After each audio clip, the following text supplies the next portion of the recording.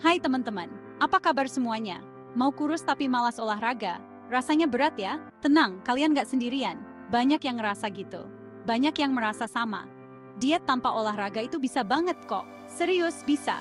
Kita bisa turunin berat badan tanpa harus lari-lari atau angkat beban berat. Cukup dengan perubahan kecil. Banyak yang mikir diet harus olahraga keras. Padahal nggak selalu gitu. Ada cara lain. Diet itu intinya atur makanan kita. Pilih makanan yang sehat. Olahraga memang bantu, tapi bukan satu-satunya jalan. Ada banyak cara lain. Kita bisa mulai dari yang gampang. Langkah kecil, hasil besar. Misalnya kurangin makanan manis dan berlemak. Pilih yang lebih sehat. Perbanyak makan sayur dan buah. Ini penting banget. Minum air putih yang cukup. Perubahan kecil hasilnya besar. Yuk, mulai sekarang. Oke, jujur aja olahraga itu kadang susah, apalagi kalau kita sibuk banget. Kerja, kuliah, ngurus keluarga, udah kayak superhero. Ada juga yang punya masalah kesehatan. Misalnya, lutut yang sakit atau asma. Olahraga berat jadi nggak mungkin. Tapi tenang, ada jalan lain kok. Intinya, jangan paksa diri. Kita tetap bisa hidup sehat dan kurus dengan cara yang lebih nyaman. Fokus aja dulu sama pola makan yang baik. Nah, ini dia rahasia diet tanpa olahraga. Ada 3 jurus ampuh yang bisa dicoba.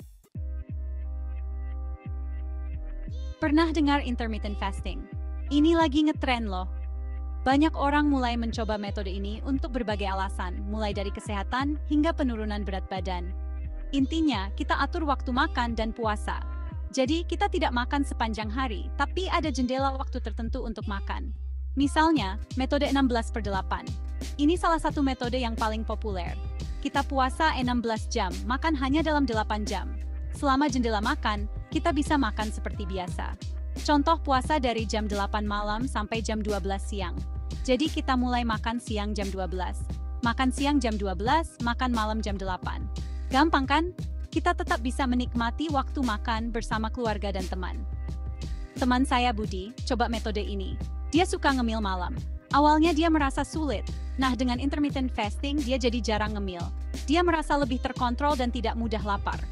Berat badannya turun 5 kg dalam 2 bulan. Hasil yang cukup mengesankan, bukan? Jurus kedua, pilih-pilih makanan dengan cerdas. Ini dia jurus paling penting. Kita harus pintar pilih makanan. Kurangi makanan olahan, makanan cepat saji, dan minuman manis. Perbanyak makan makanan sehat. Contoh, nasi merah, roti gandum, sayur buah, ikan, dan daging tanpa lemak. Teman saya, Sarah, dulu suka banget makan mie instan dan gorengan. Sekarang dia ganti dengan salad sayur dan buah. Hasilnya, dia lebih sehat dan langsing.